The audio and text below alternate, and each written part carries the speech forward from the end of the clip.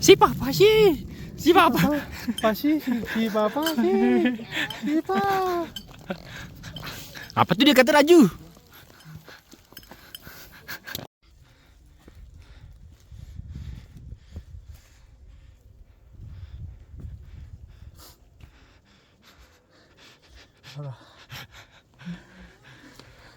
Jauh. Tidak, BMC belum kehilangan jati dirinya gak? Nah, itu suara si Bulog.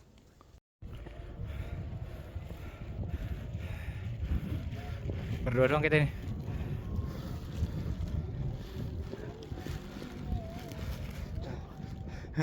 Udah mulai capek gua. Udah mulai capek. Mau tak mau harus diselesaikan. Tapi masalah ini tipis banget ini kalau kita jam berdua doang.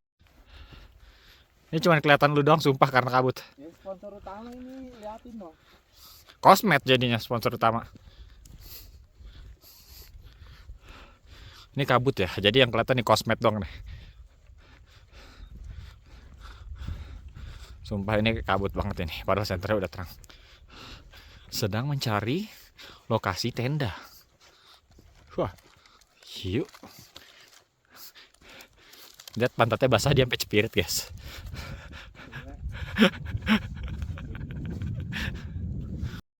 Saya mau remos kali ini. Itu ponco. Ini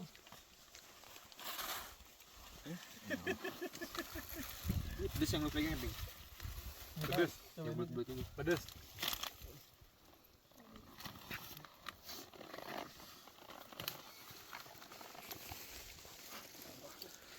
Huha di dinding, diam merayap.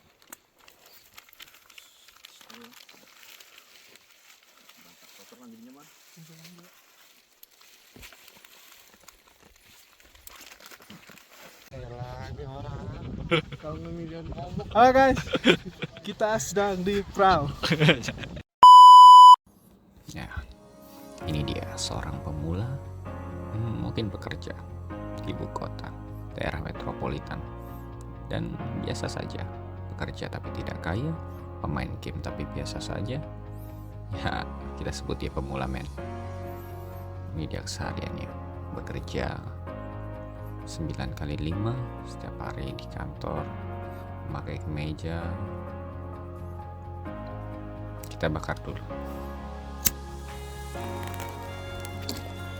Ada pamflet yang dikirimkan oleh teman, yaitu menaiki Gunung Perahu via Dwarawati dengan seperti ini.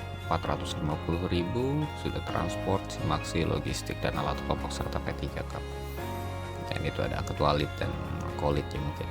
Dan tersedia 3 titik temu di Serpong dan Pintu Tol Margonda, dan ada tambahan di sisi Cikarang Barat.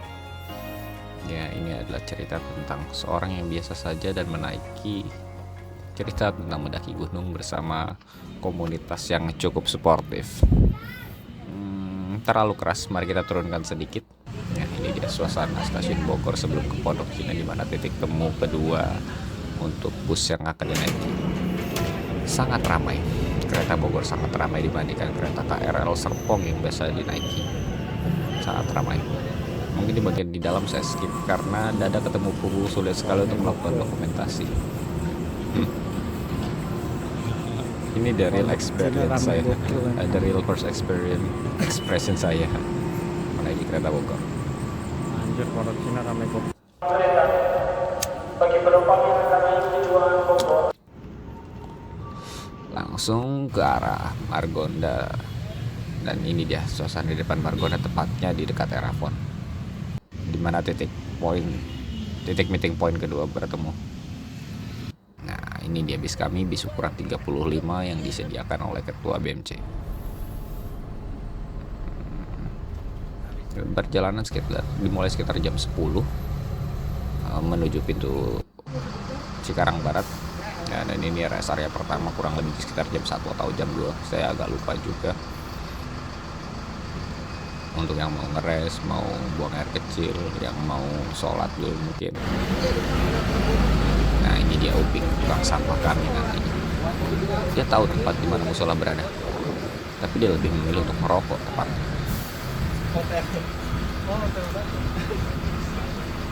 Eksis bukan? Dan kami pun langsung melanjutkan perjalanan setelah rest di tempat area pertama agar tidak ketinggalan jam naik. Nah, memang ini sudah subuh ya, ini udah di daerah Wonosobo kurang lebih tepatnya. Jadi yang ingin melaksanakan sholat subuh serta buang air kecil, maka titik poinnya di sini. Ini sudah sekitar jam 7 atau jam 8 menuju tempat parkir bis seharusnya pariwisata di daerah ini.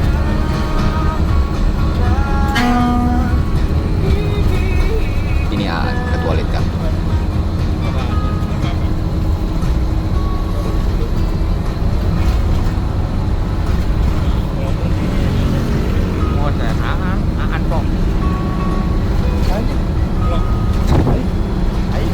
Nah, kami sampai di parkiran bis yang mana harus menggunakan bis kecil ternyata untuk menaiki ke daerah base camp. Nah, ini dia. Taruh dong. Sobat tepatnya.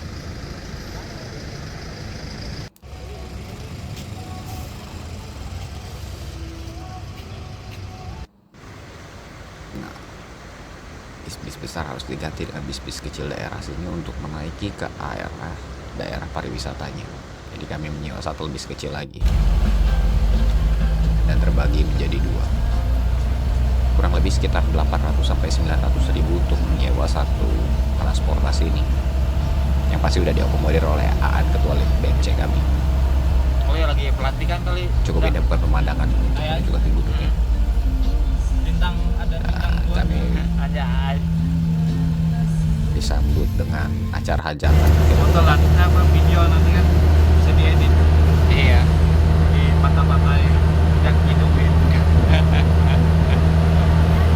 Pemula naik komunitas yang baik.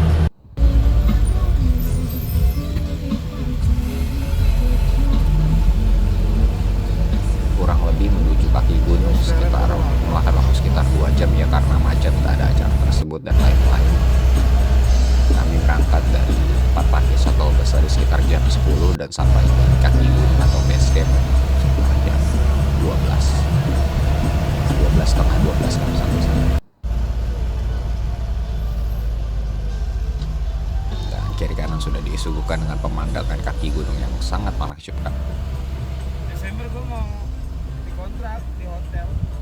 Kalau Vendor lu. Ya, BTW ini suara Angga Kosmet, salah satu porter kami yang membawa 2 tenda.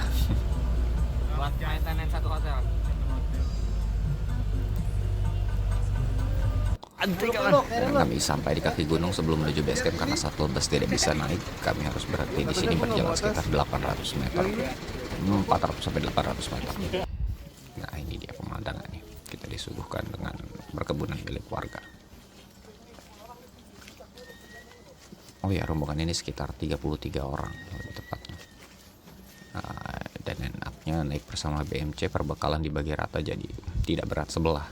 Jadi yang pastikan kamu seorang pemula, kamu tidak akan merasa terbebani dengan beban yang sangat berat di karirmu karena semua beban dibagi-bagi.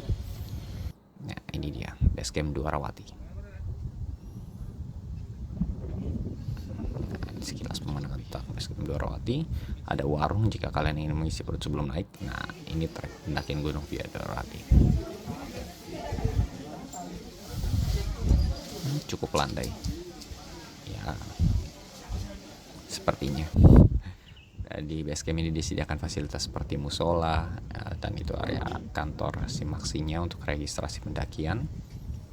Lalu ada base campnya di sebelah kanan, tempat untuk berganti baju, siap-siap pemindahan suplai dan lain sebagainya.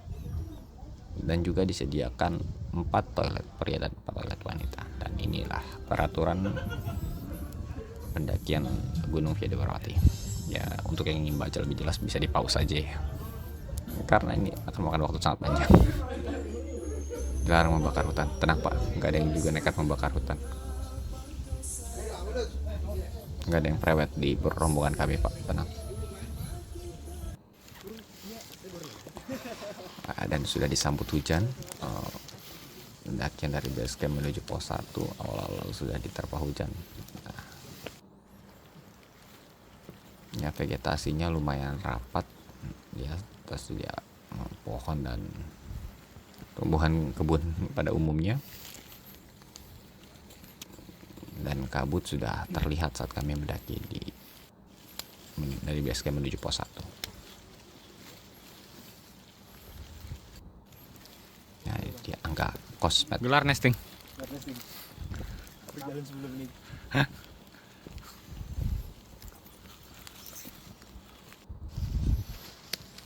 Ramai bukan? Ya, seperti rombongan ziarah kubur, sangat ramai.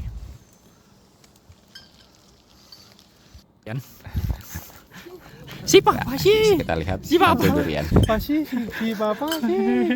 Si papa. Apa tuh dia kata Raju? Pemanasan ya tidak bisa ditulis seorang pendaki. Baru 15 menit berjalan kami sudah beristirahat. Nah, yang berpose ini Bapak Ipal. Ini ada Bapak Reski. Enggak, gue nungguin lo tadi An. Gila, respect banget gua. Kita tuh nungguin An. Dari tadi ya Luk ya.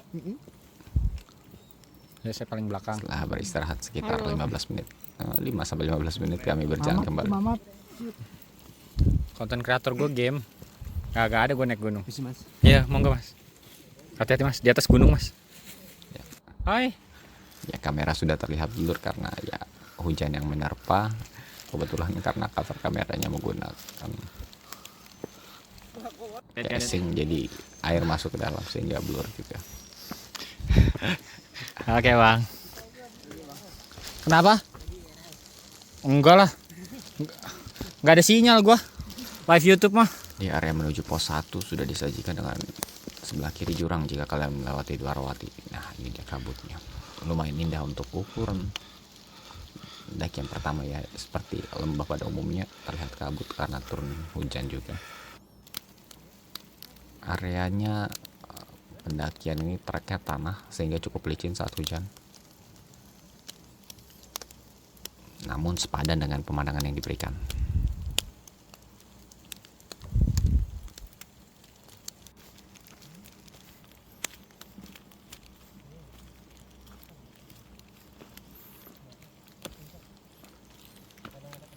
Ya, sedikit berbatu juga, jika tidak hati-hati mungkin agak licin.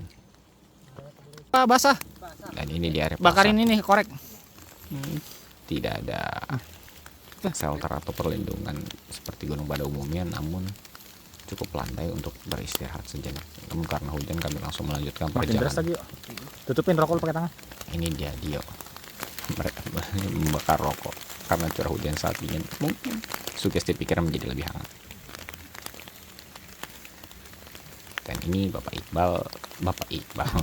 Ipal dan terkasihnya. Coki-coki bikin happy, dicampur mede gurih. Coki-coki bikin happy. Ya, BA coki-coki lebih tepatnya.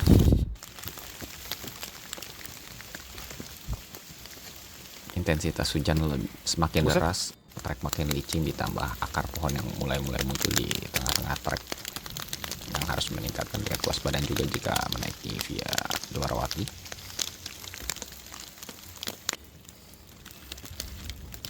Saya tidak melihat jam juga, ini memakan waktu berapa lama dari pos 1 hingga pos 2. Udah terlihat juga jalan yang mulai dibuat oleh setapak dan kayu-kayu oleh pengelola base camp. Ya. Bayu. Telkomsel ya betul.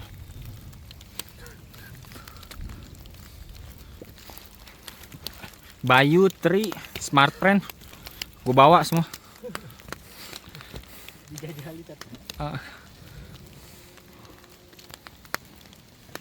Dan jika ingin menaiki via Dwarawati, pastikan sepatu kalian sepatu yang menggigit trek tanah ya. Dan pijakan harus kuat agar tidak tergelincir lebih tepatnya.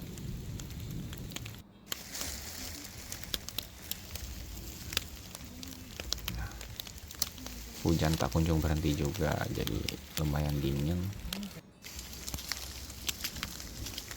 Nah, jalanan cukup becek. Cukup becek kawan.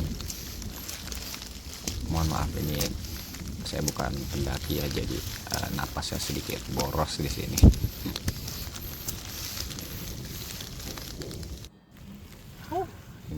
Semakin naik ke atas pos 1, pemandangan kaki gunung Perahu atau wilayah Dieng. Kok kesempak. Keren banget. Lepek. Nah itu dia, rokok terus dibakar Abang nyender dulu bang. agar kondisi tubuh dan panas tetap stabil. Sugesti saja memang. Apa yang lusut Pau? Ini rumput. Geser lagi. Nah baru ini benar. Area menuju pos 2, akar-akar pohon lebih terlihat ya, pohon-pohon besar, lumayan licin lebih tepatnya ya. Kadang harus menggunakan tangan juga untuk mendaki ke arah pos 2 ini karena ada beberapa trek yang lumayan terjal dan harus memegang untuk menjadi pijakan kedua ya. Rombongan agak terpisah, 33 orang lebih tepatnya, karena kebetulan tenaga pendakinya tidak sama semuanya. Yang memiliki tenaga lebih cepat memutuskan untuk mendaki duluan lebih tepatnya, dan sisanya ya kami para pendaki santai ya. Untuk menuju ke pos 2 ini hujan sudah mulai berhenti, namun trek licin ya karena diguyur oleh hujan. Nah ini trek menuju pos, sudah mendekati pos 2, kiri kanan sudah disuguhi dengan pemandangan jurang. Nah ini perbatasan antara pos 2 dan base campnya satunya. Kalau saya tidak salah mungkin Patak Banteng. Nah ini perbatasan di mana bertemunya titik base camp Patak Banteng dan Via Dwarawati. Nah, di atas pos 2 lebih tepatnya.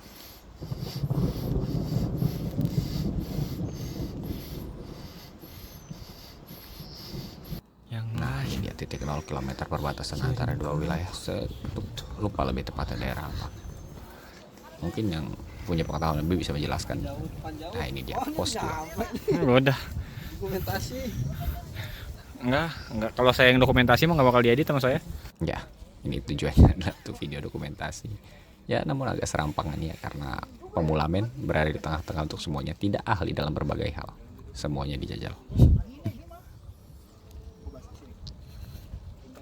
Nah, bapak dia sudah kelihatan lelah nampaknya.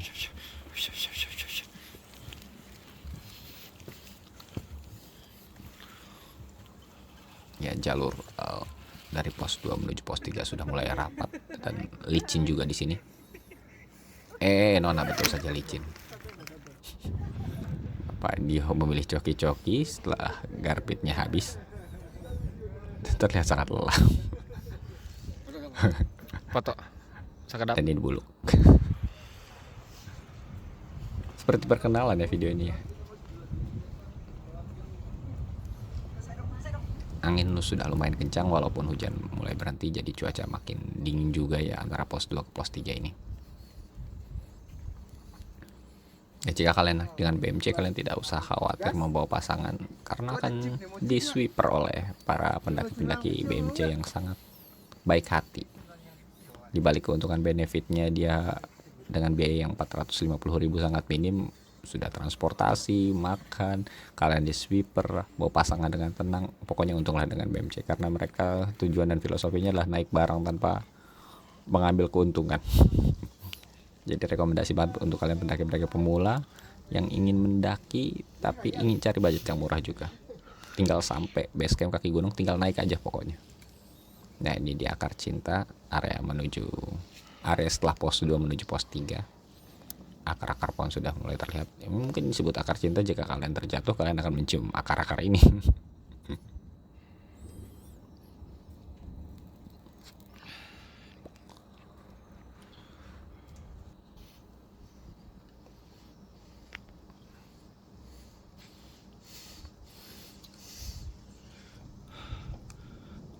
Ya belum banyak perkenalan sehingga masih diam-diam saja pendaki-pendaki di sini.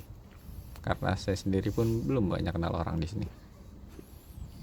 Ya bisa dilihat kabut sudah makin banyak intensitas kabut antara pos 2 ke pos 3. Ditambah hujan mulai turun kembali. Berhasil ini.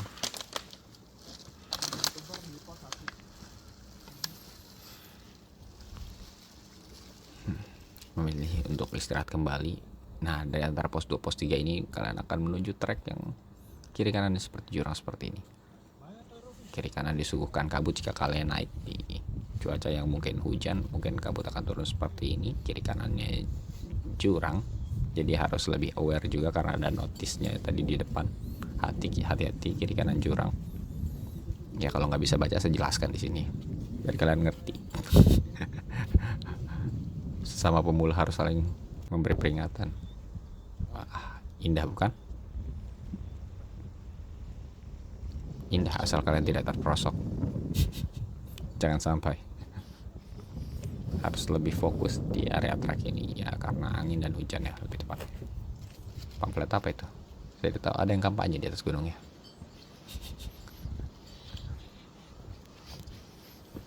Kenapa sudah tidak bisa dikondisikan, merusak saja dokumentasi. Saya sedang rekaman.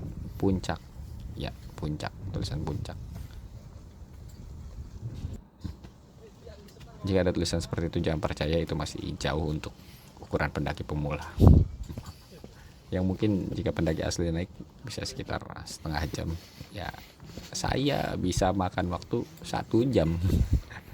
Jadi jangan berharap banyak. Saya tidak tahu kenapa di persimpangan ini di salah satu jalur tol lagi beli garis polisi, yang pasti kami mengikuti jalur arah puncak.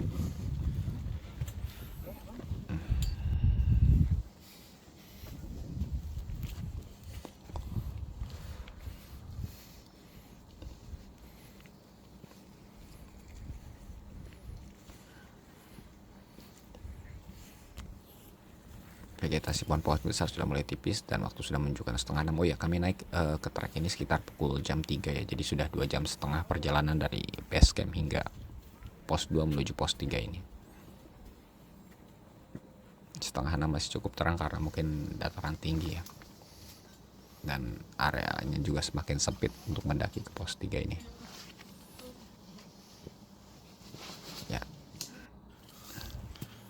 Jalan berbatu dikombinasikan dengan tanah. Jika sepatu tidak cukup baik, ya ini dia pos 3. Beberapa dari kami memilih untuk melanjutkan perjalanan, dan ini dia ketua lead kami memilih untuk beristirahat karena lumayan ngap. Lihat tas perbekalannya, lumayan banyak bukan? Suami yang teladan. Kacau. Tidak, BMC belum kehilangan jati dirinya. Ya kebiasaan BMC kami adalah Masuk naik si Bulog. dan pastinya di atas harus gelap. Itu BMC.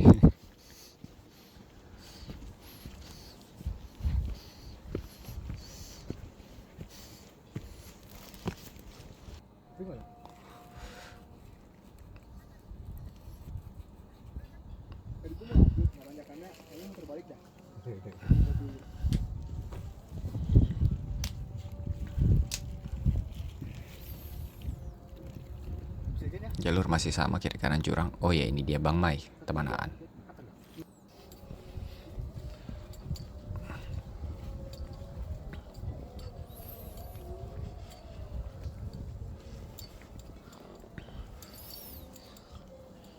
Ya, pendaki pemula di sini belum saling berkenalan, jadi masih saling diam-diam saja, memikirkan diri dan fisiknya masing-masing serta mengatur napas. Jadi tidak ada obrolan atau candaan yang terlontar, lebih memilih untuk mengatur napas. Bacanya Ya, dan betul saja, terang BMC belum bulan. kehilangan jati dirinya. Gelap di trek, guys. Beware of ambush. CML. Oh, siap diserang dari semak-semak yuk. Kita harus semangat. Jadi dipaksa untuk menyalakan headcam karena jalur sudah mulai gelap dan kabut juga cukup tebal. Headlamp di sini berfungsi untuk menyinari trek. Cukup gelap. Berdua doang kita ini. Bang Mai sudah terlihat lelah. Udah mulai capek gua. Udah mulai capek. Mau tak mau harus Sangat diselesaikan. gelap, jadi kami memutuskan Tapi untuk masalah ini menunggu tipis banget ini kalau kita jam berdua doang. rombongan yang lain agar tidak terpisah. Laju rombongan dan langkah mulai terjontai.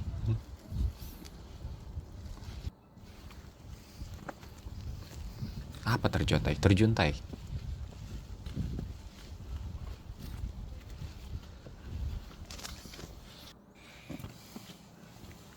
Oh ya, area setelah dari pos 3 ini agak turun naik ya, untuk menuju area camp nantinya, camp sunrise lebih tepat. Mohon maaf, kameramen tidak mendapatkan banyak gambar karena di sini sangat gelap dan turun kabut juga, pandangan agak terbatas dan terlebih lagi tidak pro juga kameramennya. Jadi ya diharapkan maklum untuk pendakian, dokumentasi pendakian via 2 route ini dari pos 3 ke daerah camping tidak terekspos terlalu banyak.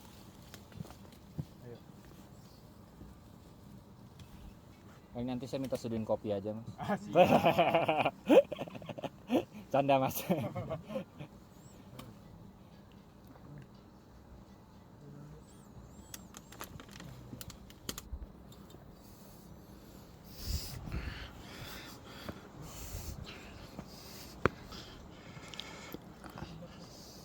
Kualitas kameranya seperti kualitas kamera menangkap gambar hantu ya, lebih tepatnya agak blur seperti ini, tapi bukan karena kameranya blur tapi karena kabut yang membuat capture kamera mode malam seperti buram.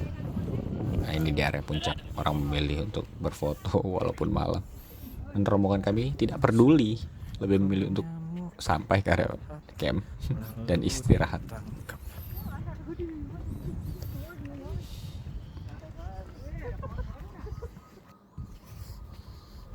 Ya, sudah terlihat beberapa tenda yang memutuskan untuk memilih camp di daerah trek sepanjang puncak menuju camp sunrise.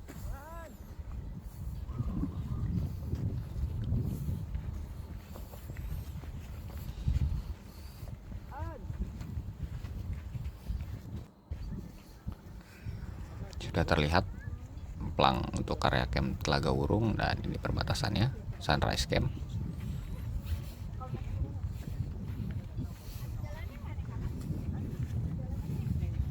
Nah ini capture Bapak Idan dan rombongannya, karena kami terdiri dari beberapa rombongan yang tergabung di BMC ini, jadi siapapun boleh gabung. Mungkin agak terpisah karena mengatur napas masing-masing, tapi tenang, di belakang pasti ada sweeper. Kalau kamu naik dengan BMC dipastikan aman, dipastikan, dan semoga lebih tepatnya ya, tidak ada yang bisa pastikan. Karena napas kameramennya juga terjuntai-juntai.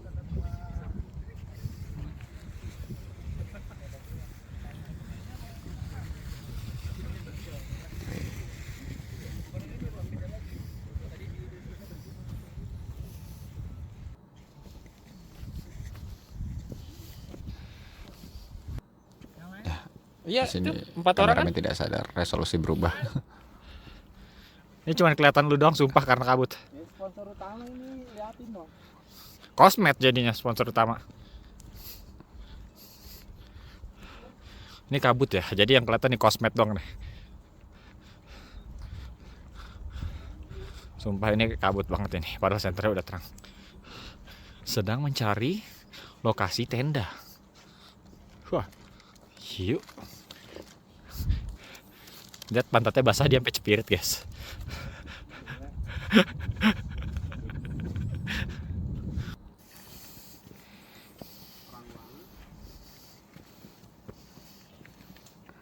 Nah ini dia, sudah sampai dan bersatu dengan rombongan yang lain. Ini ada si Papasi ya, dia tantrum rupanya, lelah. Pedes yang lu pegang, Ping.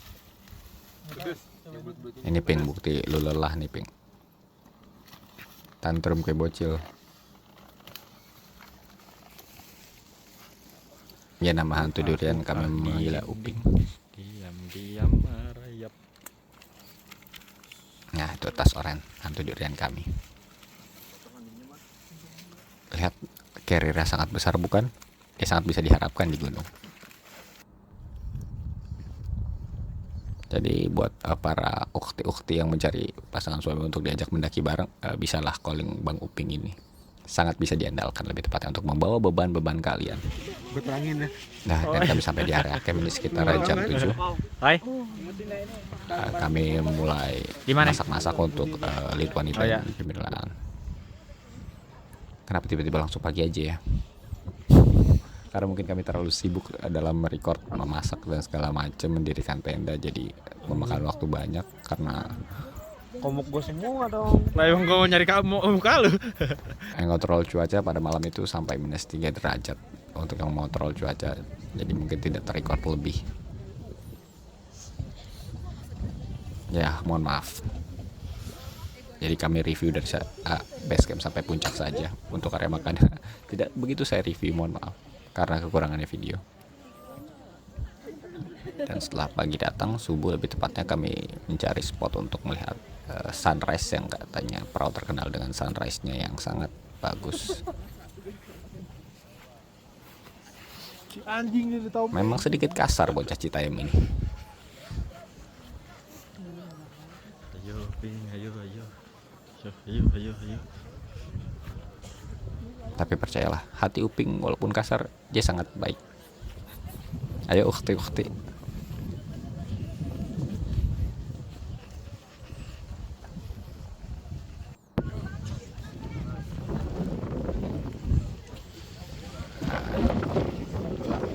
Sepertinya tidak hanya kami yang hype dengan sunrise, seluruh pendaki tahu bahwa perahu terkenal karena keindahan titik sunrise.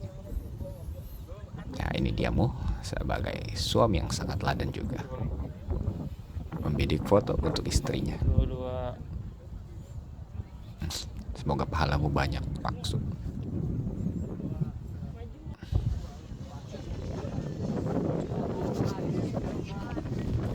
Lihat rombongan kami sangat religius ya, ibadah subuh dibanding teman-teman yang kedinginan dan memilih berfoto. Ja. Ini apa, Pak? Salah bangku. Wajah lelah Bang Aan karena dia tidur di luar tenda kawan lebih tepatnya, jadi terlihat sangat lelah wajahnya. Halo guys, kita sedang di perahu.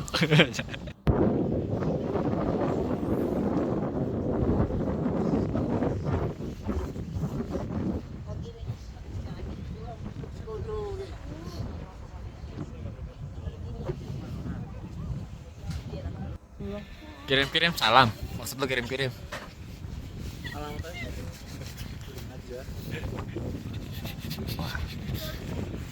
ini anak-anak ya dibilang alay sih enggak. Cuman tinggal lagunya Ngeselin. Alay. tadi mau bawa ketapel lo. Tadi gue pengen bawa ketapel, nggak ada babi katanya. Dan drone. Oh aja. Gantinya nggak sanggup gue. Masih gantiin kabur.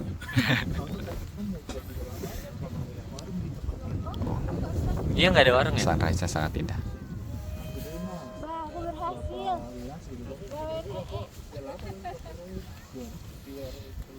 Nah, ini dia Bang Bay. Lebih memilih membakar rokoknya daripada berfoto. Gue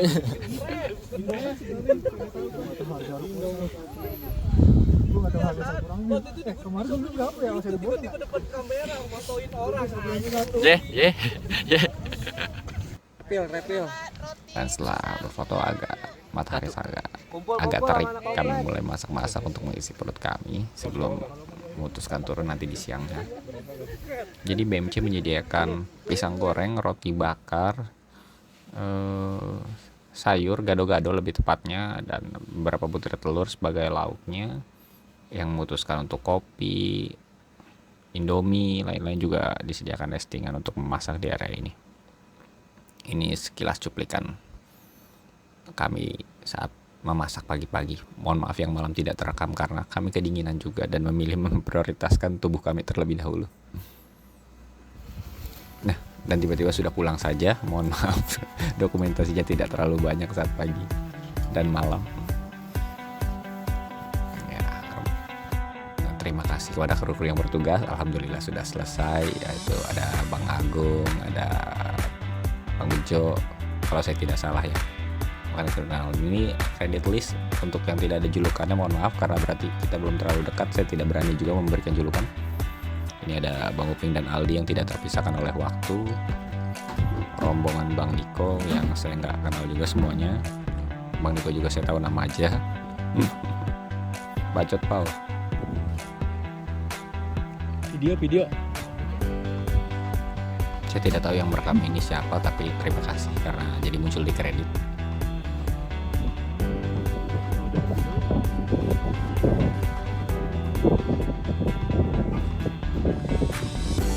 Terima kasih BMC dan kawan-kawan 33 orang yang lain. Terima kasih banyak. Ini wajah sedih kami. Siapa yang bilang senang sedih naik gunung? Siapa sih yang foto? Orang wajahnya lagi sedih lagi jepret. Membagongkan. Terima kasih sekali.